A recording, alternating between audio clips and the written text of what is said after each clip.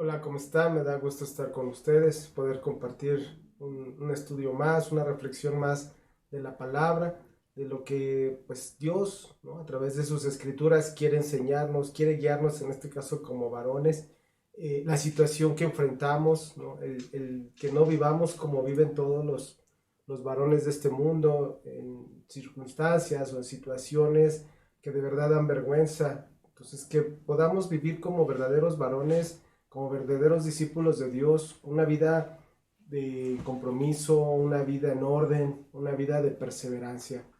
Hemos estado hablando de esos enemigos a los que nos enfrentamos en nuestra vida como varones, que ya mencionamos, el mundo, Satanás y ahora nuestra propia carne, porque sí, nuestra propia carne es un enemigo al que nos enfrentamos constantemente.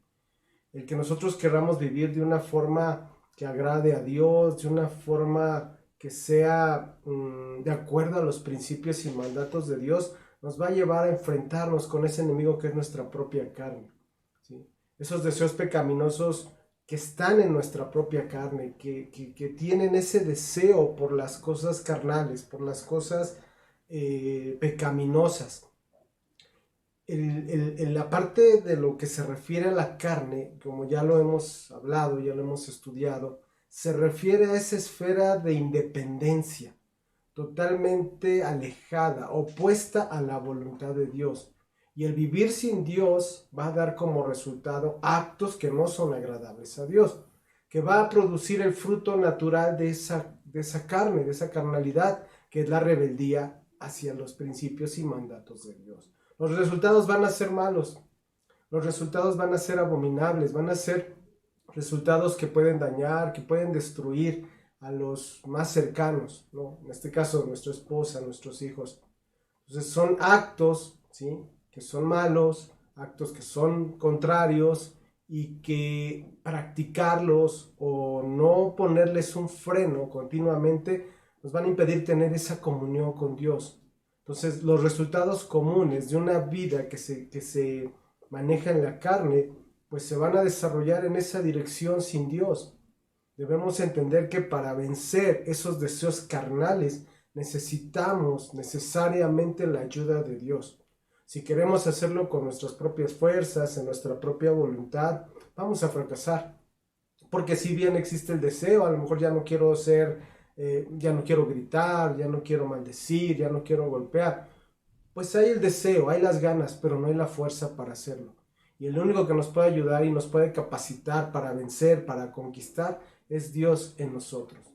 La solución no consiste en hacer las cosas en nuestras fuerzas, en nuestra voluntad, sino rendir esa voluntad a Dios, al Espíritu de Dios, para que Él nos ayude, para vencer esos deseos carnales. Dice la palabra en Gálatas 5, versículos 16 al 18. Digo pues, andad en el Espíritu y no satisfagáis los deseos de la carne, porque el deseo de la carne es contra el Espíritu y el del Espíritu es contra la carne, y estos se oponen entre sí, para que no hagáis lo que quisiereis. Pero si sois guiados por el Espíritu, no estáis bajo la ley.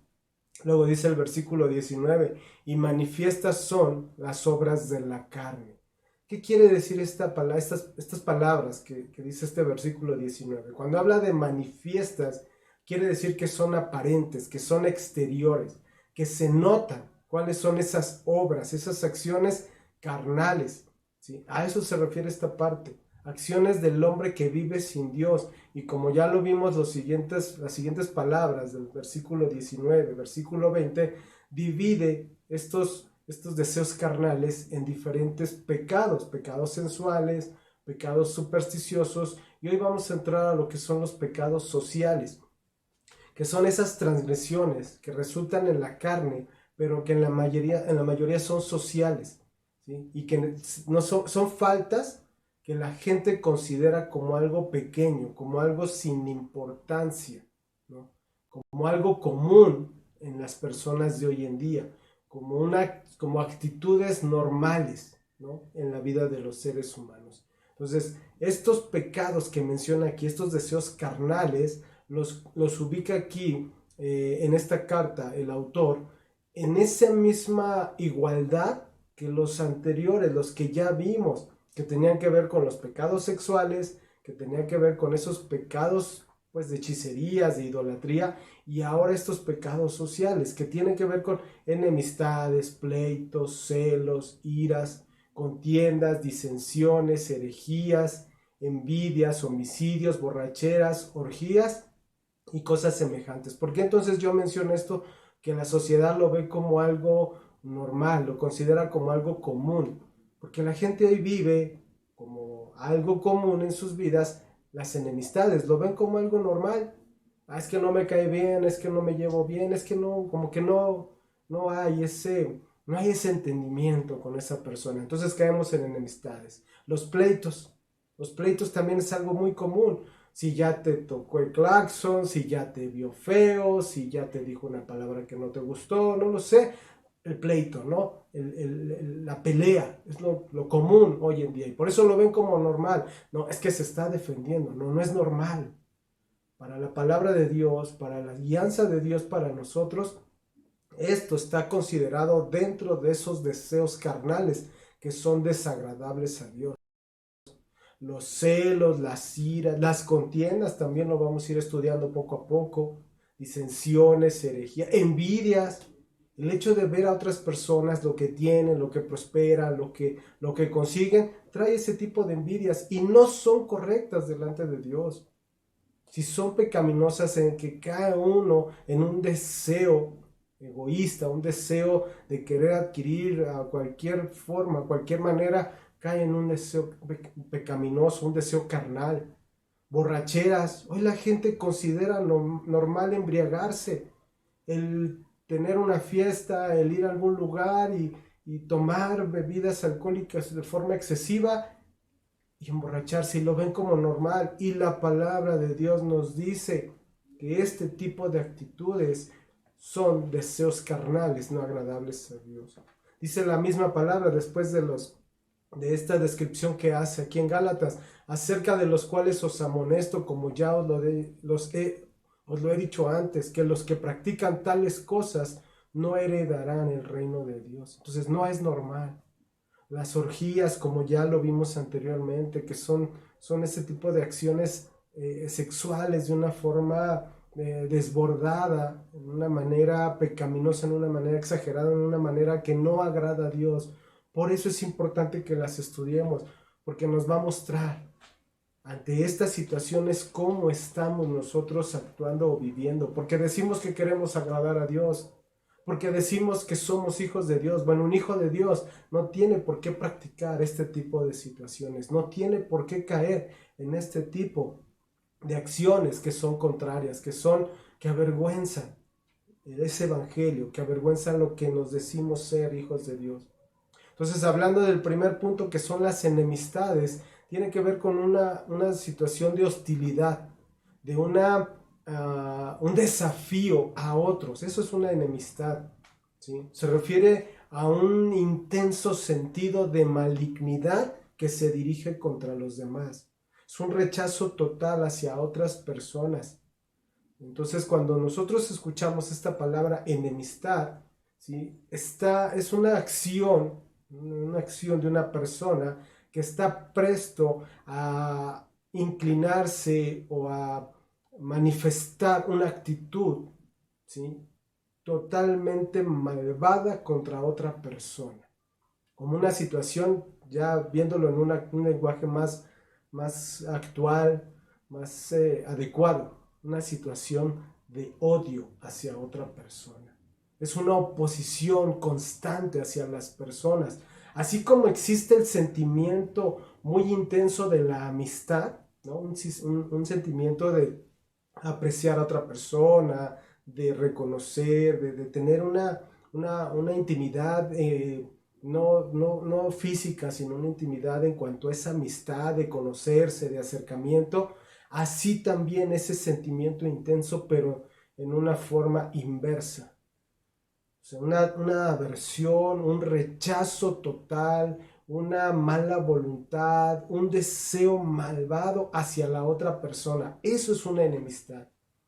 Este tipo de actitud de la carne, ¿sí? Puede llegar en su comportamiento, en muchas ocasiones, a caer en una situación de violencia verbal, de reaccionar de una forma que lastima, de una forma que su trato puede llegar a ofender a la otra persona.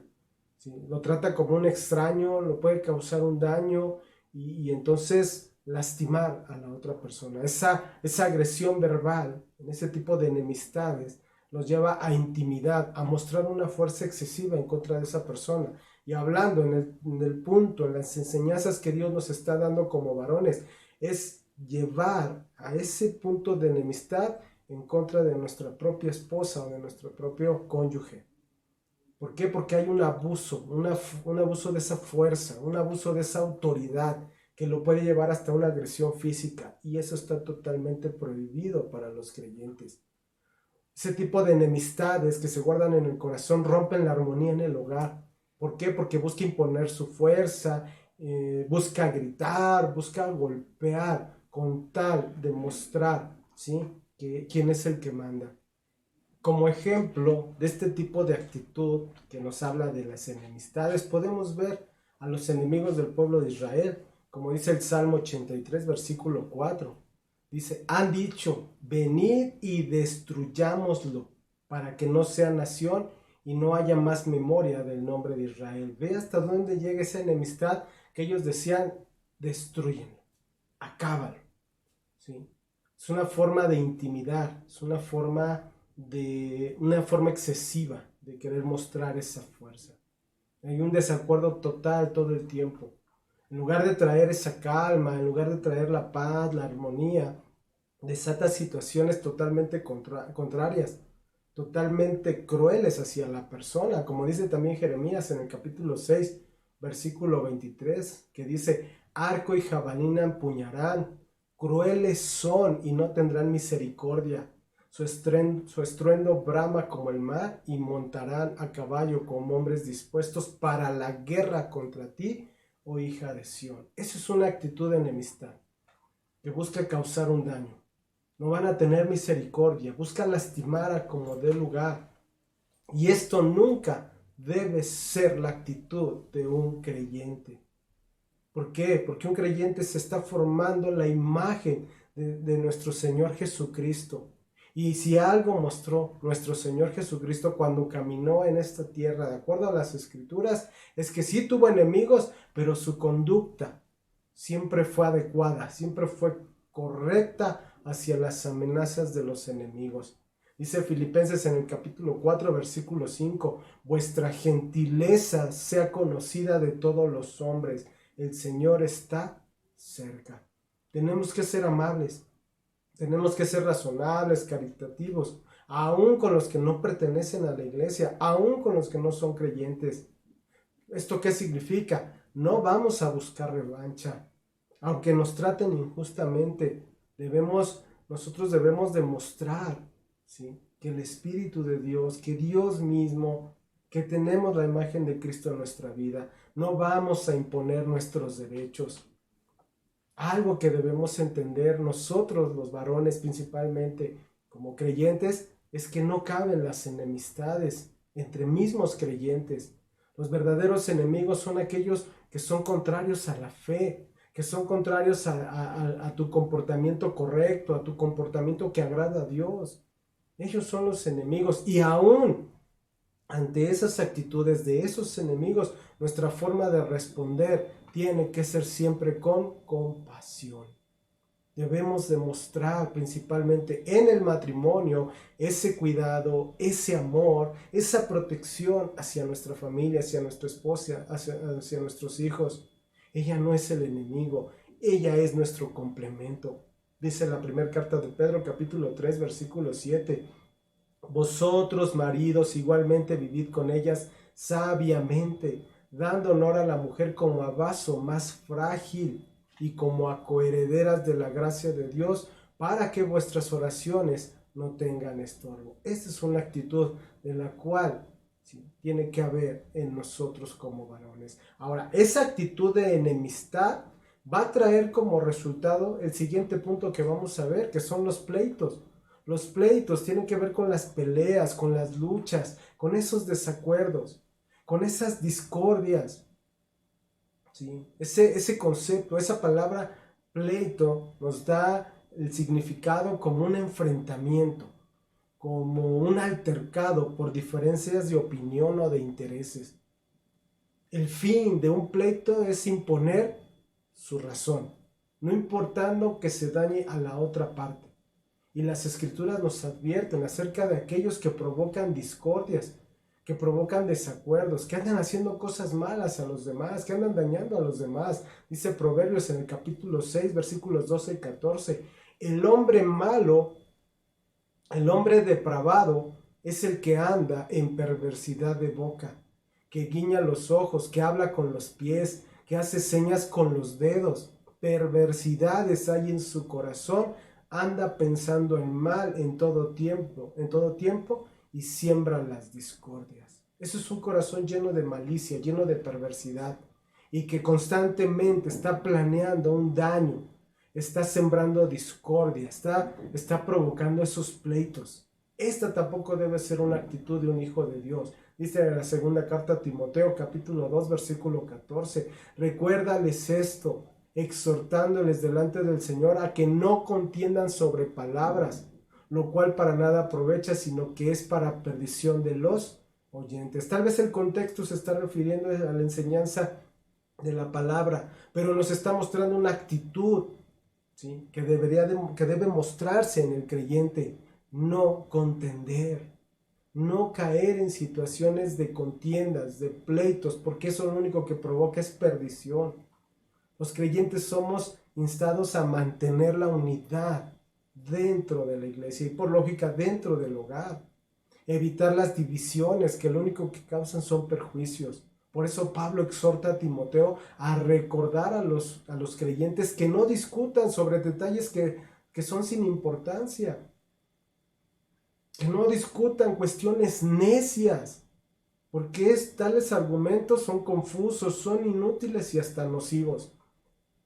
En cambio, veamos la vida de nuestro Señor Jesucristo. Él nos dejó ejemplo, que mostró siempre una actitud de mansedumbre, que a pesar de persecución, a pesar de difamación, de provocación, nunca cayó en este tipo de actitudes de pleitos, de desacuerdos, de enemistades. La mansedumbre tiene que ver con una actitud de confianza, humildad, sumisa, mostrar amor, paciencia, gentileza hacia los demás. Dice Mateo en el capítulo 11, versículo 29, llevad mi yugo sobre vosotros y aprended de mí, que soy manso y humilde de corazón, y hallaréis descanso para vuestras almas. Es todo lo contrario a lo que estamos hablando, a esas enemistades, a esos pleitos, a esos desacuerdos. Aprended de nuestro Señor Jesucristo esa mansedumbre, esa humildad, y dice, y hallaréis descanso para vuestras almas. Es nuestra responsabilidad evitar esos pleitos, evitar esos enemistades, evitar caer en provocaciones. Cuando la situación empiece a caer en una tensión, lo más prudente, lo más correcto es detenerse, alejarse para no caer en más problemas. Antes, dicen las escrituras, que antes de entrar en una situación de pleito, dice, nada hagáis por contienda o por vanagloria, antes bien con humildad, estimando cada uno a los demás como superiores a él mismo. Antes de caer de yo voy a vencer, yo voy a ganar, yo voy a imponer, no, con humildad, estimando cada uno a los demás como superiores. Debemos apartar el egoísmo y tratar a los demás con respeto y con cortesía. Considerar a los intereses de los otros como más importantes que los nuestros. Esto es lo que nos va a unir a nuestro Señor Jesucristo. Él nos dejó un verdadero ejemplo de humildad. Romanos 14, 19 dice, así que sigamos lo que contribuye a la paz y a la mutua edificación. En lugar de hacer tropezar a otros por querer imponer nuestros derechos, nuestra responsabilidad, de acuerdo a los principios y mandatos de Dios, es edificar la vida de los demás. Hay unos versículos para terminar que nos manejan, que nos hablan mucho acerca de las actitudes, de lo que es las relaciones importantes en la vida de los seres humanos, Colosenses capítulo 3, versículos 18 al 22, que dice: casadas, estad sujetas a vuestros maridos como conviene en el Señor. Maridos, amar a vuestras mujeres y no seáis ásperos con ellas. Hijos, obedecer a vuestros padres en todo, porque esto agrada al Señor. Padres, no exasperéis a vuestros hijos para que no se desalienten. Siervos, obedeced en todo a vuestros amos terrenales, no sirviendo al ojo como los que quieren agradar a los hombres, sino con corazón sincero, temiendo a Dios. Entonces está describiendo tres relaciones importantes en la vida de los seres humanos: el matrimonio, esposo-esposa, padres e hijos, amos y siervos. En cada caso hay una responsabilidad mutua: someterse y amar, obedecer, estimular, trabajar y ser justo. Cada una de estas relaciones debemos siempre ver por el bien de los demás, pero lo más importante es porque Dios nos lo ha ordenado en nuestra vida, que tenemos que ser agradables. Nuestra vida, nuestros actos tienen que ser agradables a los ojos de Dios. En el matrimonio cristiano involucra una sumisión mutua, una subordinación de nuestros deseos personales para el bien del ser amado y someternos a nuestro Señor Jesucristo como Señor.